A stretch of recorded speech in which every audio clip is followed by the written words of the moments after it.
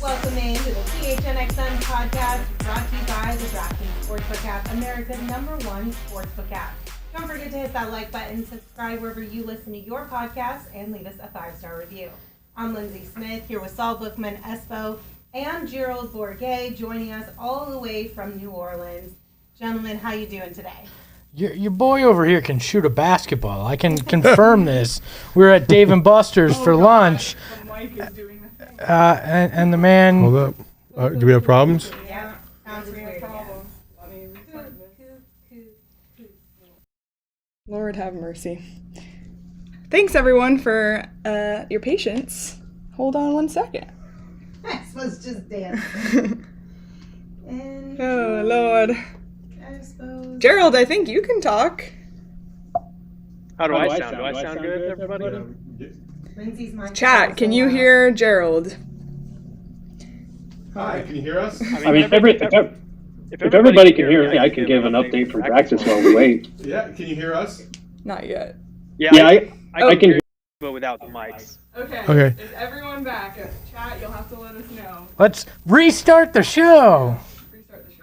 So everyone can hear us now? Yeah, we're good. All right. But it echoes a lot. Yes, but it echoes a lot. Espo's echoing. There we go. Oh, use echo. Now. Hey. We All good. right.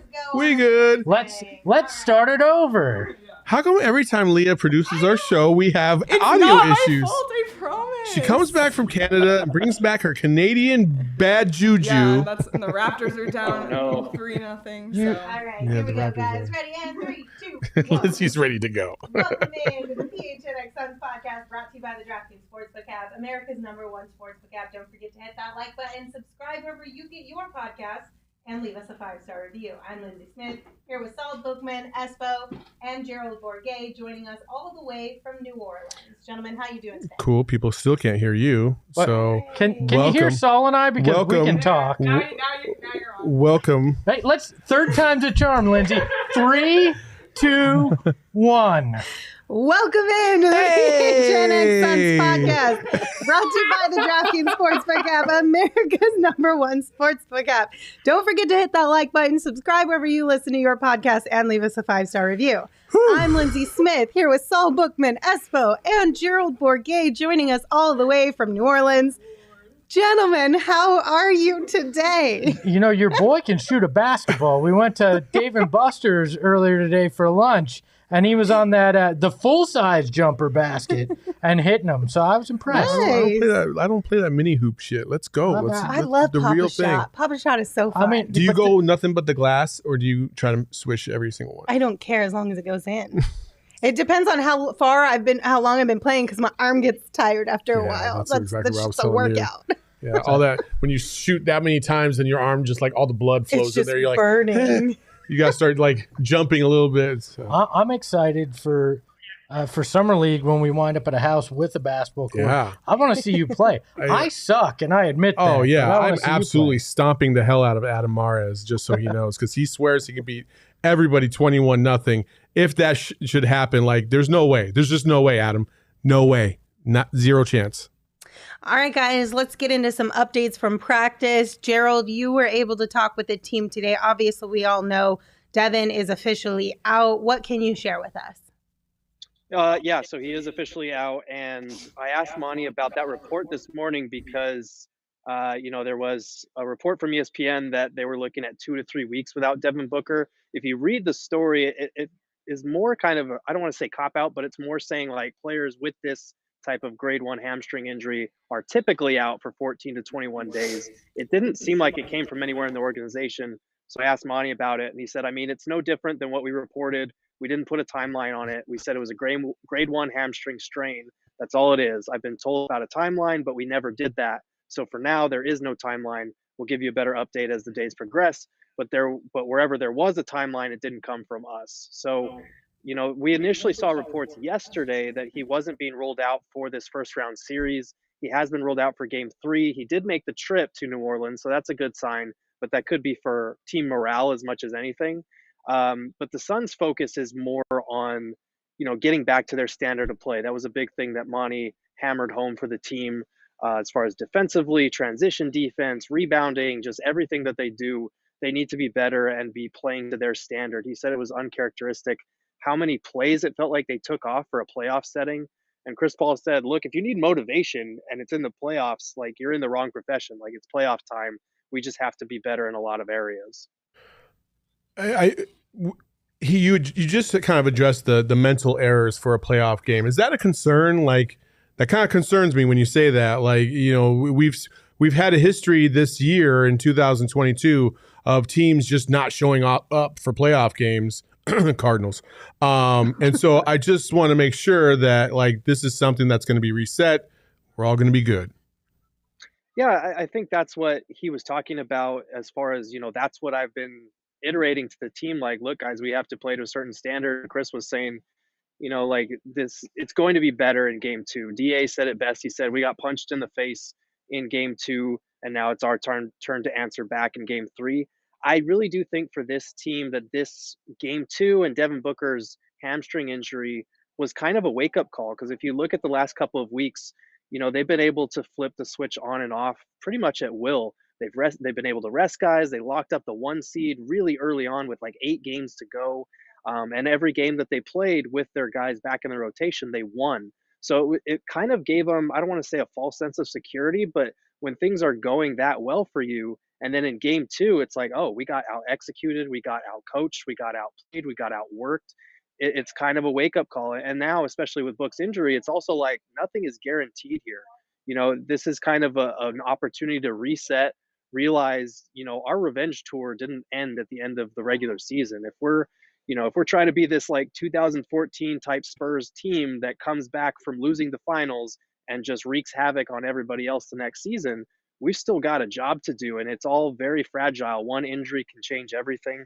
So for them, I think this is an opportunity to get back to basics, get back to the defensive side of the ball where they make their bread and butter and really respond here in game 3. What, if anything, did Monty say about who will replace Devin Booker in the starting lineup and how rotations might look in game 3? Yeah, so we did ask about, whether there's a sense of someone needing to step up or that sort of thing. And he said, look, we just don't do that. We've never done that. We've had guys in and out of the rotation all year, and we've never gone up to one guy who's filling in for them, whether it's in the starting lineup or just taking on more minutes. We've never gone up to that person and said, like, hey, you need to do this, this, and this. It's a by committee approach that they always kind of take. So we're not sure if it's going to be Landry Shamet or Cam Johnson yet. We'll probably ask that question for Monty tomorrow. But for right now, they've been so good at just seamlessly plugging up holes all season long. They've only had 38 games with Devin Booker, DeAndre Ayton, and Chris Paul all playing together this season, and they've still been able to win 60-plus games. So I think it's one of those situations where they're going to rely on Monty called there's experience in the uncomfortable, is what he said. And they've had a lot of uncomfortable this season with guys being in and out. So I think that they're going to be relying on that again now that their best player is not in the game. Who would you start? I personally would start Landry Shamet. I think that you need to save Cam Johnson's shooting and his scoring for the bench. And I think campaign is another idea that's been floated, but I feel like then you're relying on Aaron Holiday or Elfrid Payton, which I wouldn't be comfortable doing that. I think you save campaign and Cam Johnson for the bench unit so that they do have some bench scoring. And I think Landry Shamet is a guy who, as much as he hasn't shot the ball as well this season as he normally does, he's been a lot better from three since the All-Star break. And he's a similar player archetype as far as a guy who is going to come in and get shots up. He looked good in the little stretch that he had there in game two at the beginning of the fourth quarter when they kind of made their run. So I think this is Landry's opportunity to step up in a way. But again, as the Suns always say, it's a by committee thing. All right, I have a question for the group because I've seen a lot of mixed emotions on the internet over the last 48 hours. And obviously, we did talk about it a little bit in our post-game show after game two. Now that we've all had time to sleep on things, figure out our emotions, how is everybody feeling at this point in time about what the Suns could potentially be up against here? My feeling is uncertainty, and it's not because of what this team has showed through the course of the season. It's really not. It's just when you throw in the variables of losing Devin Booker when you did. The Pelicans are feeling themselves. If you saw like the post game highlights on the NBA feed or on their own Twitter feed, like they were super hyped up about it. I think even Brandon Ingram said, "I told you we get one." Like, okay, so they're confident, and then you're going to throw in the home crowd, and like I was telling people in our Discord, I said, my feeling is that if the Suns win Game 3, I think they win this series in 5. If they lose Game 3, I think this series goes 7, because now you've given the Pelicans a lot of juice, and they're really feeling themselves. And we've all seen teams that we feel like we're inferior to other teams in the playoffs. All of a sudden get a lot of confidence and get on a heater. And that's the scary part about the playoffs, is that you never know when a team is just all of a sudden everything clicks and nothing can go wrong for them and right for you. And so that's my only hesitation, but I do feel like the Suns will prevail in the end. Per typical fashion, after the game, I was panicked. Mm-hmm. It was everything that you felt like could go wrong, went wrong at one time specifically. But with a day and a half, kind of removed from that, I look at it and I think the Suns have their wake-up call. They have the moment that they needed to remember what they're about, what the way they play basketball. That was not Suns basketball. With or without Devin Booker in game 2, that was not Suns basketball. It was poor defense. It was a lot of watching on offense. It was just not what we've seen.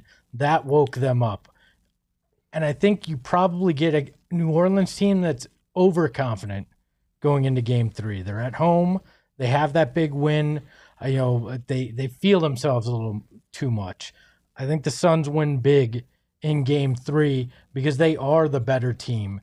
Even without Devin Booker, this team's hallmark has been guys stepping up when somebody's missing. This is a game where I think you see Cam Johnson, even JaVale McGee step up in ways that we haven't seen them do yet in this series. They take care of business in game 3. And that's the key here, is like that supporting cast is so vital right now, and they've got to step up. They cannot play like they have been playing the first 2 games of this season or series, because if they play like the way they have been playing in the first 2 games of the series, the Suns will lose the series. Like Cam Johnson, Cam Payne, Jay Crowder, like they all have to step up. They can't play like the way they've been playing. They just have to be much, much better. Yeah. Gerald, how do you feel? Yeah, I completely agree. I think game 3 is going to be a good barometer for what we're going to see for the rest of the series. If the Suns come out and play their brand of basketball and really get back to basics and defend, a lot of things that they were talking about were just keeping the ball in front of them. Monty mentioned, they gave up a lot of slot threes and corner threes that they just characteristically don't give up. So it's one of those things where I will definitely be watching this game because, if they go out and play their brand of basketball and win by double digits, I'll feel a lot better about their chances. I'll feel like, okay, yeah, it was a wake-up call for them. They took it seriously. And this is going to be a series that they can win now that they have this kind of reset. But if they come out and they struggle and the Pelicans take game 3, even at home here in New Orleans, that just totally changes the series. And it's tough to keep saying the same things over and over and not see a different result. So I do think game 3, it's not a must win because it's a best of 7. Like we're only in game 3 here, but this will be a really good indicator of whether these are just words or whether this team is ready to rise and meet this challenge as they've done all season long. Well, and one thing for me, defense and the lack of it in game 2 was so big. And yes, Devin has been an improved defender, but he's not at the core of that. No. Right? So I think you can make up some of his offense with guys who are having off nights, and your defense can still reach the level that it was at in an elite way without D-Book. That's why I still feel pretty good about where they are. Well, again, my only concern is that they've played porous defense for 6 straight quarters. And they just need to be much, much better defensively. Like, listen, if those guys, the guys that I just mentioned, the secondary players, they can play bad if the Suns are at the top of their game defensively. I could see a way where the Suns could win an ugly game for sure, but they have not been that for 6 out of 8 quarters. And I don't know what was going on last game. You would think that in the fourth quarter, when they made that run and tied the game up and took a 1-point lead, that would have been the turning point, and they would have turned it up defensively. But instead, they got worse, and they gave the Pelicans all the wide open shots. And it helps when Brandon Ingram is hitting some super difficult shots. But you don't. That's why you don't want to be that close in the fourth quarter.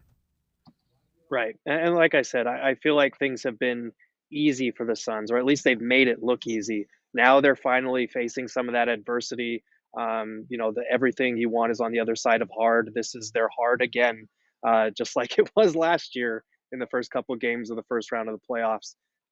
I'd be shocked if they don't respond in a way that kind of befits the makeup of this group and goes in line with everything we've seen from them last year and this year as well.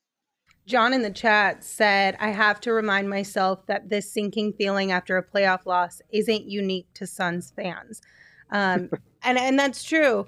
It's any team that loses, right? If you talk to Pelicans fans after game 1, they probably felt a little pit in their stomach, like, dang, are we going to be competitive in this series? Same thing with the Grizzlies. After they dropped game 1, they probably felt like they got punched in the gut because what was expected kind of them and what people were like, wait, they haven't been playing like this all year. What happened now? It's just game 2. Like Gerald said, it's best out of 7, right? Like, our backs are not fully up against the wall. We need to have our defenses up, but there is still room and time to improve. Well, in reality, it's you got to win 3 out of the next 5. You got to go 3-2 in your next 5 games. Yeah. You move on. This team is talented enough to do that, I think, against pretty much anybody in the NBA, even with Book on the shelf. They just need to play to the level that they have all year. Mm-hmm. If they don't, that's when the problem occurs. Yeah, and the other difference is, the Pelicans lose game 1.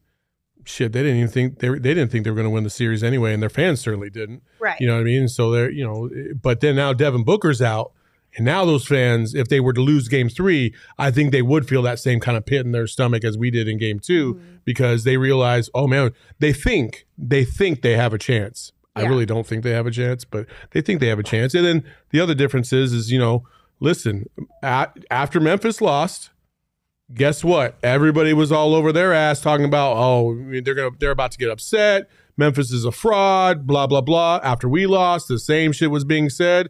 And you saw how Memphis responded. I have a hunch the Suns are going to do the same thing. And I hope somebody goes down the hallway like Ja did the other night and be like, hey, you fake people, stay on the other side because you jumped off the bandwagon real quick. We don't need you here. And I get it because Darth Voida in the chat said the difference is we lost our all-NBA first team and MVP candidate. And I understand that. I do think, though, obviously I'm hopeful that Devin can come back for round 2, of course, and or at least partway through that. But I still do think that even without Devin for the remainder of the series, I am fully confident that this team has the ability. It's whether they choose to do it or not. But this team has the ability to win this series. For sure. 1,000,000%. Also, are we Denver? Are we all these other fan bases who want to bitch and cry about, the only reason why we didn't win the series is because our main player got hurt, blah, blah, blah. I thought the reason why we're so good is because of our depth. So I don't want to hear that fucking excuse because Booker's out. All of a sudden now, oh no, we were at a disadvantage. I understand if we have to play the Warriors or some of the elite teams in the NBA, yeah, that's going to be difficult. Yeah, but even then, I still feel like the Suns should be good enough to compete at a high level and be in all of those games and all of these series. So the New Orleans Pelicans are nowhere near that level. So they should easily win this series, but they all got to show up. And they like Gerald said, they've been kind of on cruise control. They need to turn that shit around. Gerald, to circle a little bit back to Book, if you don't mind.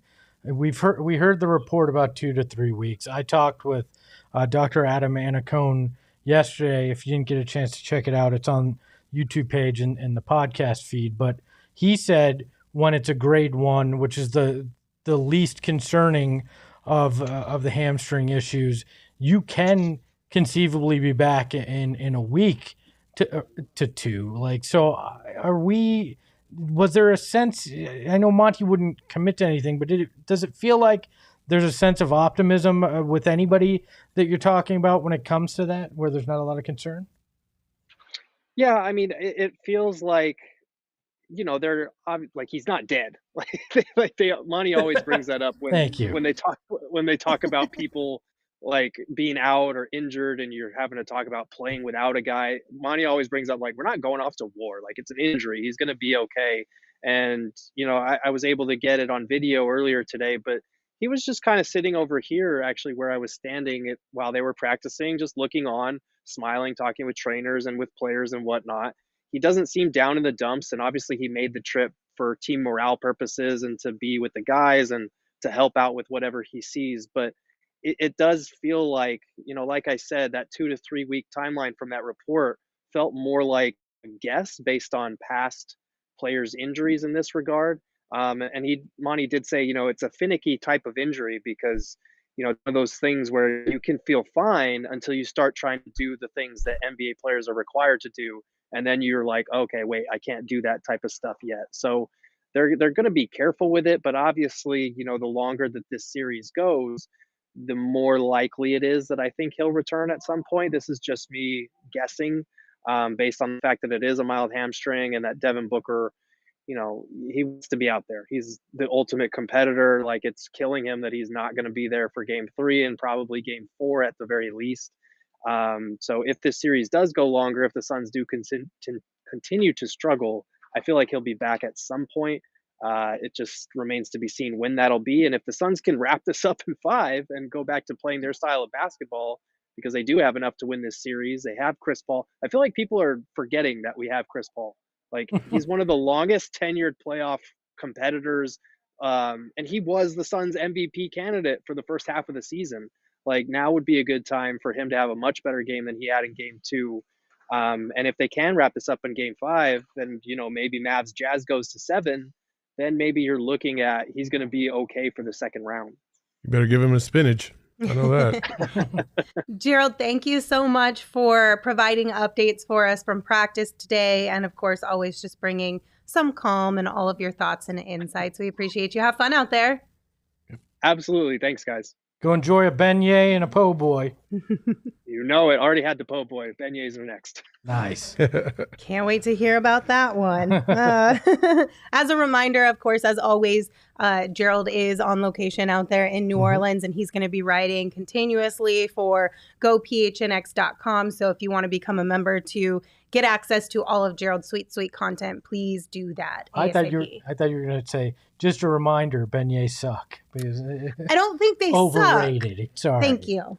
Thank you. There is a big difference. Anyway, any kind of additional thoughts from you guys on this whole situation and how you're feeling about things? No, I just think, Suns fans, as you can tell, are 50-50. And, some of them are nervous. Some of them are pretty confident. And I think it's a mixture of everything. I think everybody's feeling a little bit of a anxious confidence, if that was ever a thing. You know what I mean? And it is now. Yeah. And this is how you feel. So, I mean, to just circle back, I think the Suns are going to be fine. It all depends to me on how they respond in game 3, because if you don't respond very well in game 3, then you'll see a lot of people panic. If there's a game 7 in this series, I'm going to say Devin Booker's back for it. I think I could see that. I think that will be a make or break moment. He'll be there for it, regardless of if he's 100% or not. But I don't think it gets to that.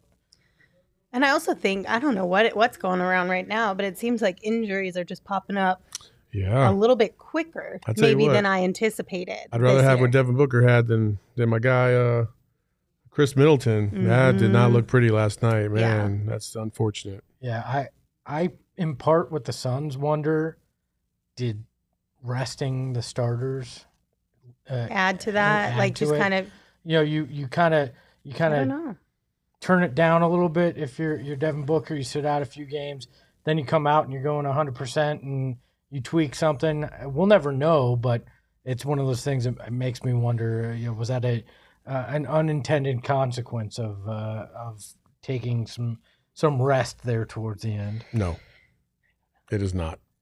Rick in the chat said, I think the only reason people are panicking is because we are Suns fans. This is what happens to us. This is true. I get that. But also, like, let's focus on turning the corner, right? Like the same way that the team has turned the corner, now we have to follow suit with our mindset. One of the things that, the reason why I wore this shirt, and it's a Michael Jordan shirt, I know I'm probably going to get a lot of hate, but one of the reasons why I wore this shirt is because sometimes you have to realize, like, every time we've watched other teams, like the Spurs or the Bulls, no matter how much adversity was thrown at them, you just always felt like they were going to find a way. Like, it was this irrational confidence because they were just so damn good. And I feel like sometimes we have to tell ourselves, like, what we saw this year was not a fluke, and we can believe in what we saw. And we need to have irrational confidence and trust that this team is going to come through. And I truly believe as a team, they're just as good as anybody else in the playoffs, even without Devin Booker, in my opinion.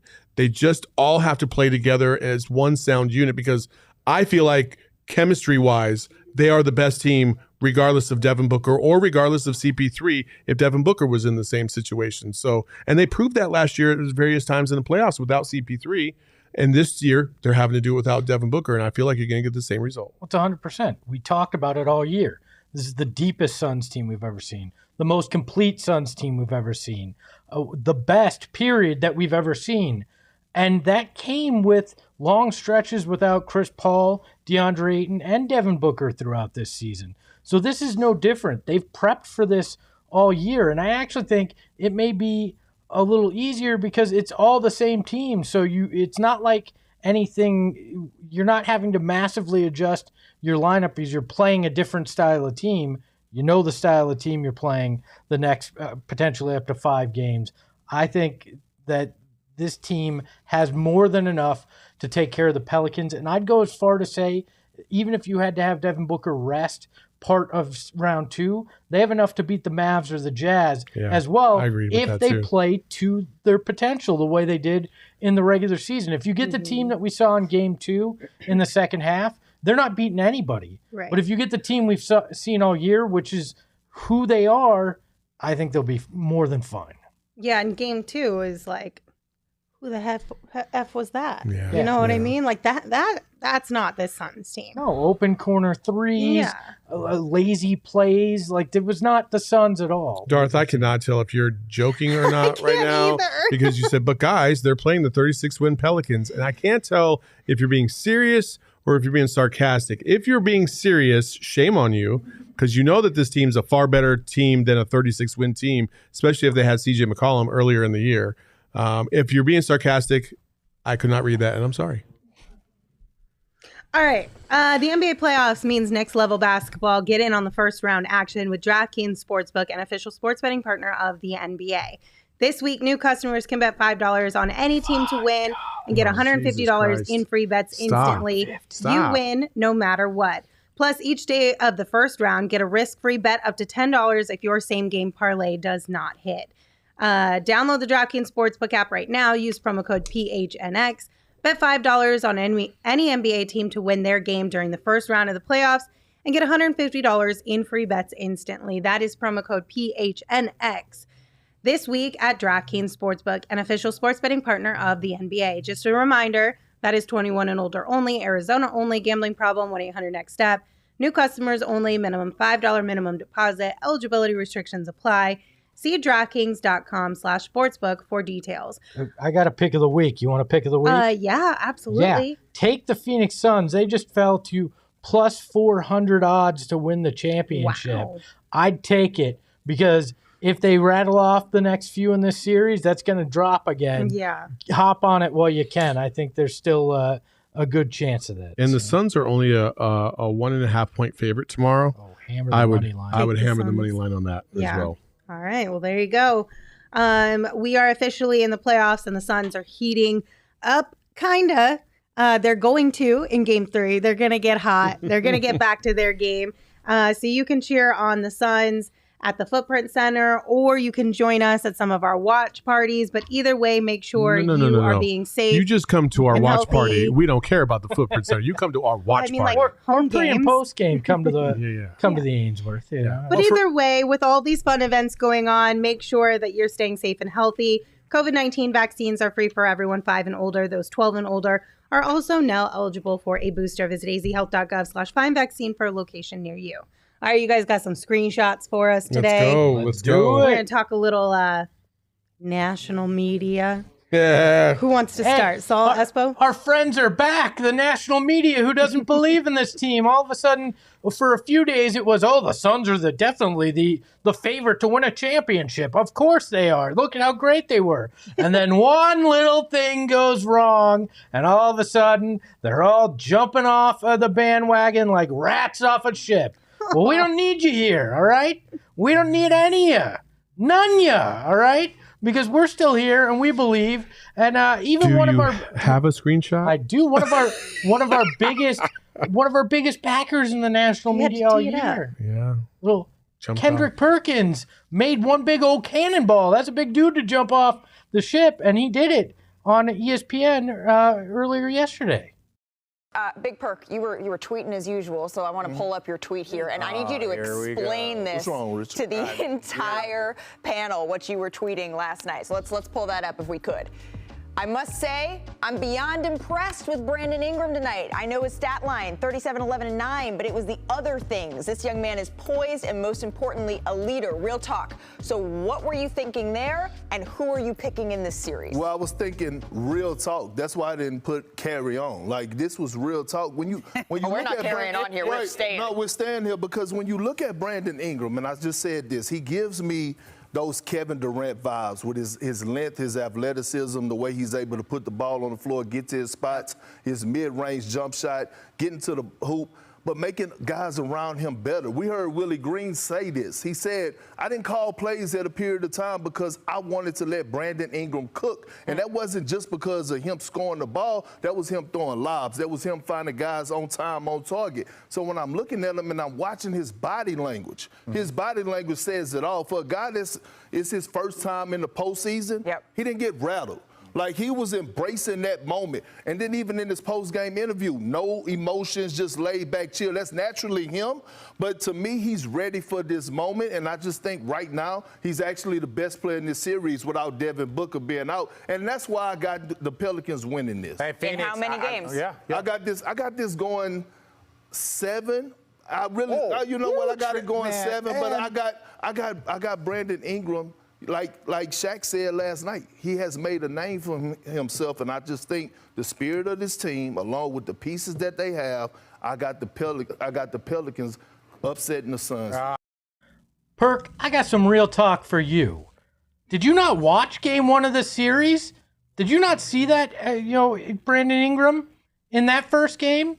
Did you not see him hobbling around at part of Game 2 where he looked like he was hurt? What body language are you talking about? When did Brandon Ingram become Kevin Durant? Come on, man. You know better than this. I don't know. You won a championship in this league. You know better than this. This is a hot take du jour, right? This is the recency bias at its best. This is Kendrick Perkins forgetting 82 games in a regular season that this team proved itself. I get it. Devin Booker's hurt. That still doesn't make Brandon Ingram the best player in this series. That's still Chris Paul, a guy who you were talking about MVP talk at one point this season. Don't forget where this team's been. Did the Pelicans play great in Game 2? You're damn right they did. Did Brandon Ingram have a fantastic game? Sure, but it's one game. Chris Paul has a career of it. So there's some real talk for you, Perk. I'm just all I'm gonna say is if you're hopping off the bandwagon right now, you're not allowed to jump back on later on. He kind of hopped off the bandwagon earlier too, like last week. Yeah, and then he came back on, like they all do. The bandwagon has officially closed at this point. If you're not rocking with this team right now, then you don't get to bandwagon down the road. But thankfully, that's the rules. But thankfully, we do have somebody that has some common sense.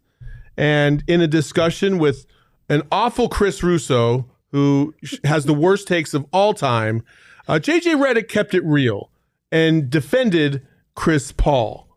Go ahead, Leah. Has Paul ever been first team All-NBA? Did Bob Cousy ever shoot over 40% from the field in his we career? Understand that. Did he overshoot? Did he ever shoot over 40%? Probably 39, 40%. Different kind of game. Not once. It's Not fair. once. That's fair. You also had 29 assists in an NBA game. Oh, well, he was being guarded by plumbers and firemen. Oh, come on. That is true. Fair. That is true. Doggy. Bob Cousy is the best point guard ever. There is no doubt, Doggy. He changed the game. Stop it. It's not played the way he changed the game. Cousy did. Stop it. Chris Paul is one of the top 5 point guards. Chris Paul is one of the top 5 point guards in the history of basketball. I got to think about that for a minute. That seems a little strong for me. What? I'm gonna tell you right now, he's not top 5. Well, who's your top 5? I got to think about that a minute. Like he said, Bob Cousy, and you might have missed some other stuff that JJ Redick said. He said, first of all, there was like 8 teams in the league when Bob Cousy was playing. Second of all, Bob Cousy literally could not dribble with his left hand. And you're going to tell me he's a top 5 point guard of all time because he played on one of the most legendary teams ever? Get the fuck out of here. Like, JJ Redick has absolutely backed the Suns, and more importantly, he's backed Chris Paul because that's his boy. And when people talk out of the side of their heads or their necks or their ass, whatever you want to put it out there, about Chris Paul not being a top 5 point guard, they don't understand the game. You have a literal basketball player who played for like 14 seasons in the NBA, played with Chris Paul and other great players, telling you he's a top 5 player of all time or at the point guard position, and Russo still doubling down, holding on to some 1960s magic when like half the league was like, it's just ridiculous. Plumbers and firemen? Yeah. Well, hold on. Yeah. He said, Chris Paul ever made a first team All-NBA? Chris Paul's made the first team All-NBA 4 times there, Chris Russo. But great research on your part, buddy. Just trash. That's a trash take. It's such a trash take. I don't understand. That's true. It's like, I mean, yeah. So like, I don't understand why people feel the need to try and bury this team. And it's happened all season long for whatever reason. Devin Booker. Like, we talk about the MVP stuff and why Devin Booker isn't an MVP candidate versus CP3's not an MVP candidate because they both cancel each other out. And then as soon as you lose Booker, now all of a sudden the Suns are dead. Well, I thought the narrative was that you have 2 MVP candidates. Now you only have 1. But is 1 not good enough for you now? Because now you think the Suns are just going to melt away? Like, there's just been so many awful takes about the Suns because these fools don't fucking watch the games. You don't ever watch the games. You see a couple highlights, you see the box score, and you make your assumptions off of that. That's all you do. You have trash takes out there. All of you fucking east of the Mississippi, trash. Every last one of you, because you don't know what the fuck you're talking about. But you guys will give guys like Jason Tatum all the love in the world, or Marcus Smart because he played half a season of good defense. Fuck out of here with that. Mikal Bridges is the defensive player of the year because he did it all season long, and he's played for like 300,000 straight games. You got to give him some love. Fuck the media, but man. But Saul, Bob Cousy, who literally had 7 Hall of Famers on the fucking team when they won 11 championships. Bill Russell carried that team, not freaking Bob Cousy. It was Bill Russell. Bill Russell carried that team. He even coached the team to a championship. But Bob Cousy, for whatever reason, gets all the love. Yeah. Okay, cool. I know where that went, and I know why that started. Little white guy? Fucking Chris Russo. They deserve. I haven't had a salty rant in a long time. That's I felt true. really good. Sometimes you got to exercise the demons. Listen, when a salty rant is deserved, then you got to give the people what they deserve, right? This is one of those moments where I want it in a freestyle rap next time. Though. No, sorry, that's never going to happen. All right, well, that's fine. But here's the thing.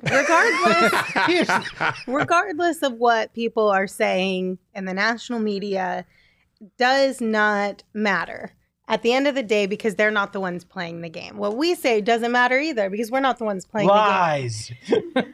All I'm saying is you just have to decide for yourself one way or the other. Do you trust the Suns team or do you not?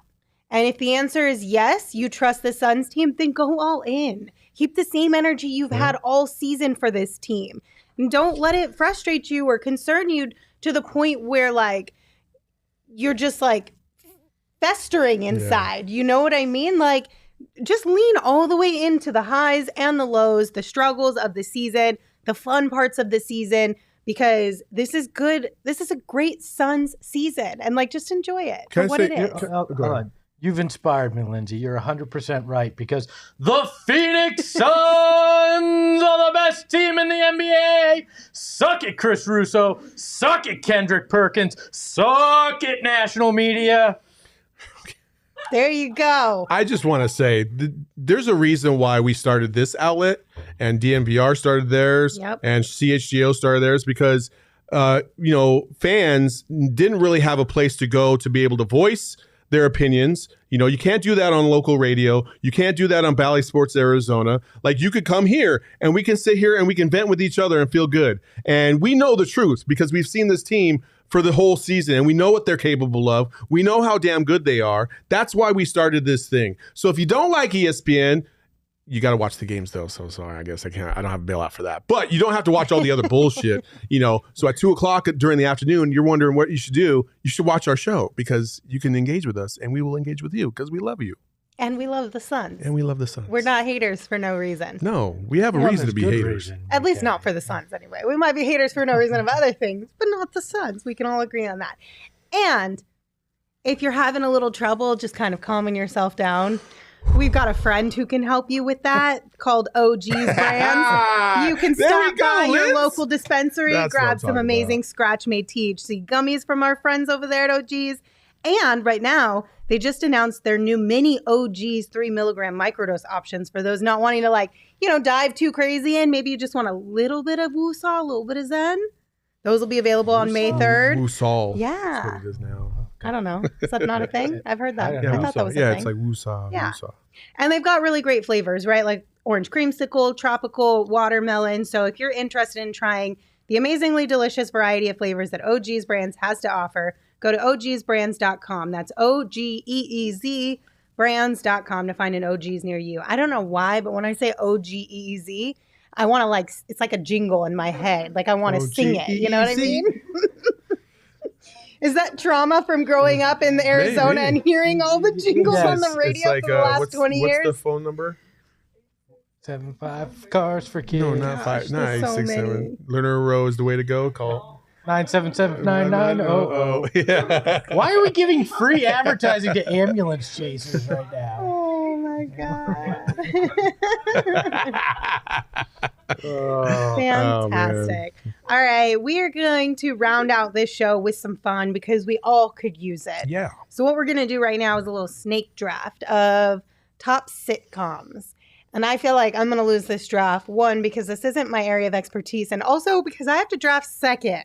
Saul's first, Espo's third. She lost in paper, rock, scissors, folks. I did. I got the bum spot of this. So I tried to give you the number one pick for your birthday. I know. I should have just taken it. Let's paper, rock, scissors. No. I was trying to make it fair to an extent. She said let's paper, rock, scissors. See how Espo tries to throw me on the bus? I'm about to go on another rant.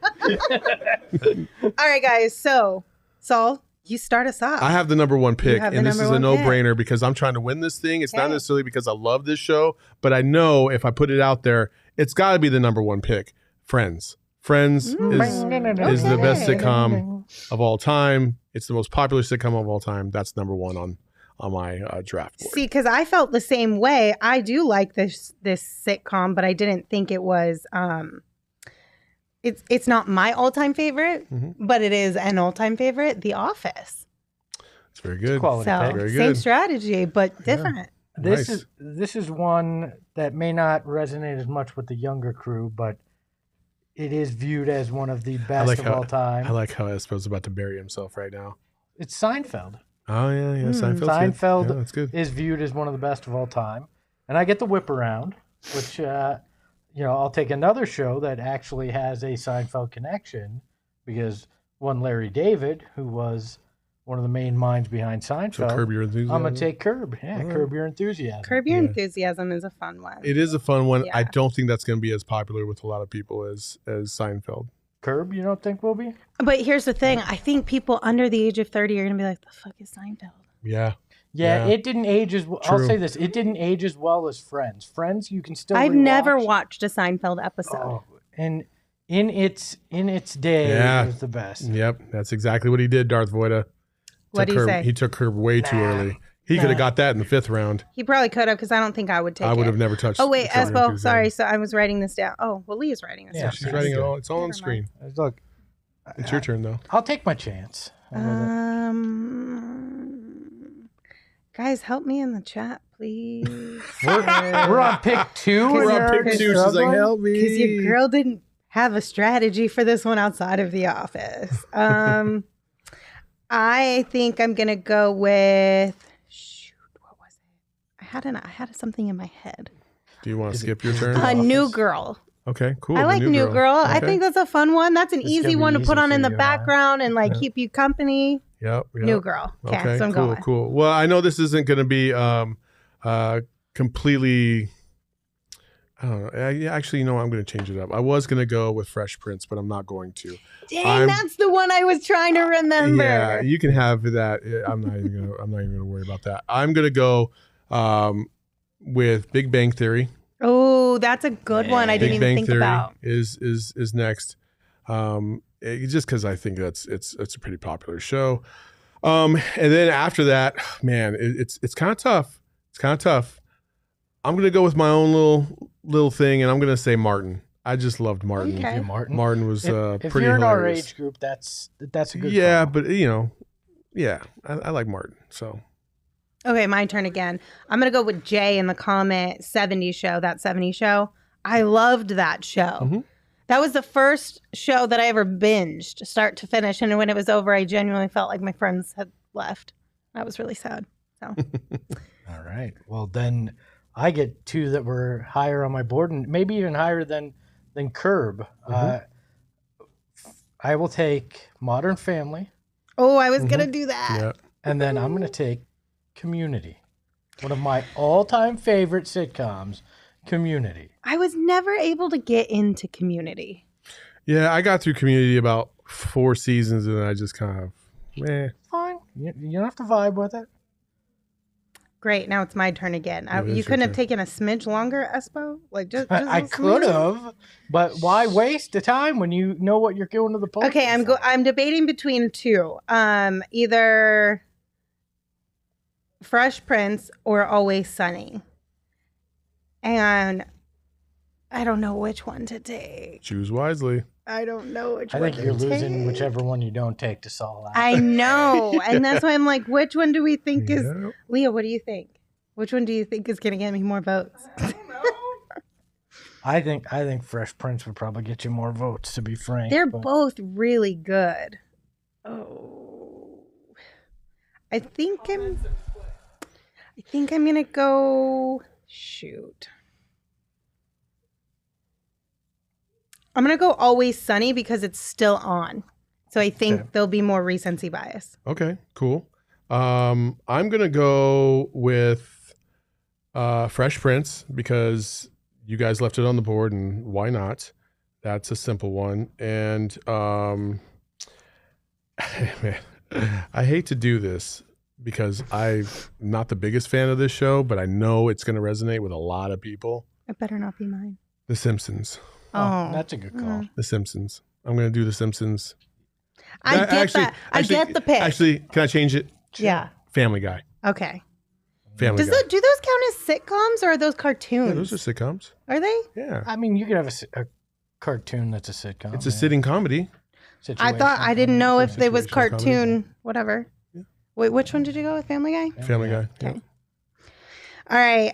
This is our last one, right? Yep. So I'm going to throw a ringer in here and just go based off of what I actually do really, really like. I mean, I do like all of these shows, but like What We Do in the Shadows is such a great show. And if you guys have not watched it, do yourself a favor. It's so funny. It's about vampires. It's so really funny. Oh, did that just start? Like a couple years ago. Okay. Yeah. What We Do in the Shadows is so good. Oh my God.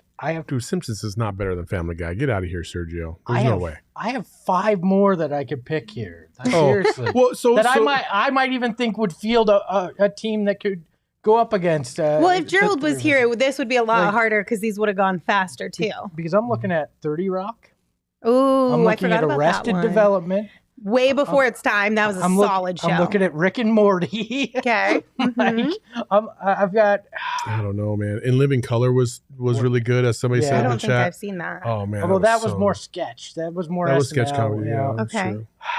And people like, I understand the whole the dynamic of what I'm about to say, and like, listen, I'm not advocating anything when I say this, but the Cosby Show, when it was at its peak and before we all found out about Crazy Head, was one of the best one of the best sitcoms of all time.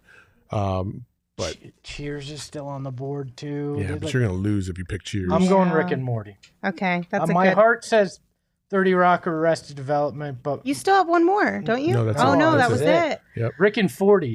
Rick and 40. Let's go. Rick and 40. Rick and Morty. Rick and a 40. Let's go, baby. Man, okay. Man, I seriously think we could draft a team with what's left for Gerald that would compete. Absolutely. Well, let's do it. We're gonna. Okay, so you gotta go 30 Rock. Okay. Married with Children. Married with Children. Cheers. I think Gerald would appreciate Arrested Development. Arrested Development. I think Gerald would appreciate that one. He'd have something really weird too. Dude, Gerald said Golden Girls. That was a great show, though. He'd have Barry. Oh, what the fuck is Barry? Dark comedy on HBO. That's a good show. It is. Yeah. Yeah. Really good. Bill It's a good one. Plays a hitman who decides he wants to be an actor. It's pretty so funny. good. Yeah. Yeah. Okay, so if you guys were obviously when we approach drafts, half of it is like we actually really like these shows or the choices we make, and then the other half is like we want to beat the other person. So if you were drafting your first overall pick based on just what you actually like the most, what show would it be? Oh, damn.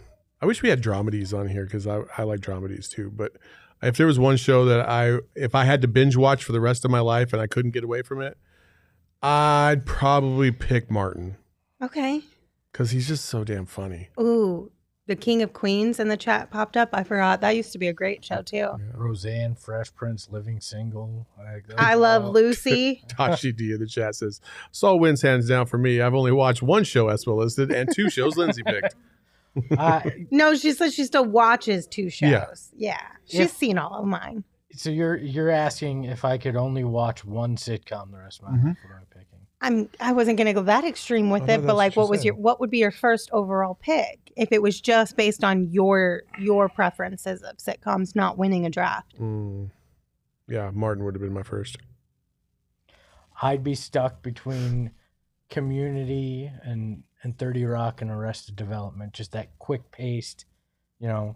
Hell, the first few seasons of Unbreakable Kimmy Schmidt were fantastic sitcom stuff too. So I don't really know which one I would pick, but I feel like it would probably either be New Girl or What We Do in the Shadows. I do like New Girl. It's just such an easy watch. You know what I mean? But Big Bang is also an easy watch. But I don't like frustrating characters too much. Like I don't like Meet the Parents. I fucking hate that movie because it gives me anxiety like the whole movie. How does this one guy mess up so many times so bad in 2 hours? Like, this is crazy. Like, and that's what New Girl is for me when what's her face, Jessica, can't get out of her own damn way. I'm like, bro, it's not that hard. This is so much easier for you if you would stop and just pull your head out of your ass. That's all those characters on New Girl, though. They all get in their own way in certain ways. Okay, but Winston is by far Winston's so funny. His pranks that are so elaborate and that aren't even pranks at all. I also Winston.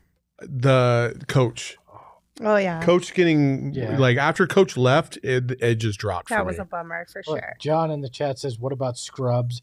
Another one that I forgot that I never loved. really got into Scrubs. That's How one I I Met stick Your with. Mother. Oh, Okay, I religiously watched How I Got Your Mother until like maybe before the final 2 seasons, and I just got tired of it.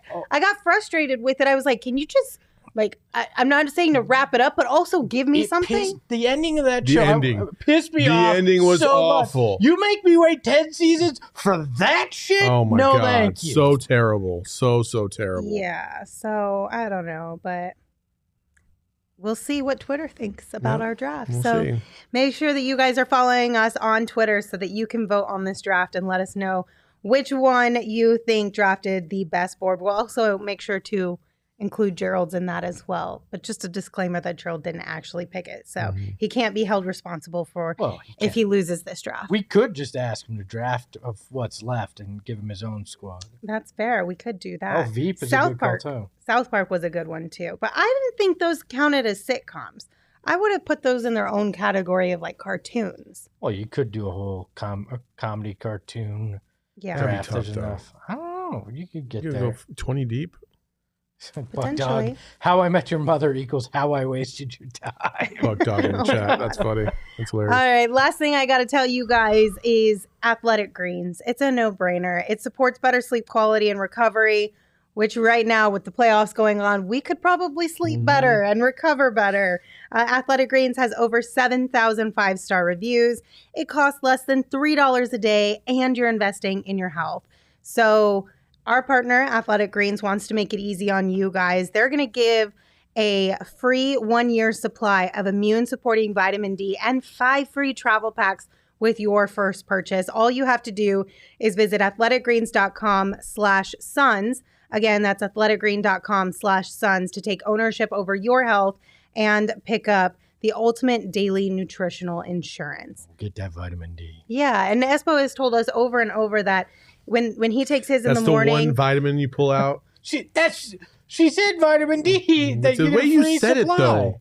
When Espo takes his in the morning, it gives him a ton of energy, sometimes more energy than coffee or an energy drink or anything that typically has a lot of caffeine in it. It gives me enough energy to yell at Kendrick Perkins and Chris Russo on our show. True. And then we've got a watch party tomorrow for game 3 at the Ainsworth. And the best part is Big Sauce Alan Williams is going to be there hanging out with us. So you guys should also come hang out with us. So April 22nd, tomorrow, Friday, 5:30 p.m. at the Ainsworth. We'll have a pregame show and a postgame show there with you.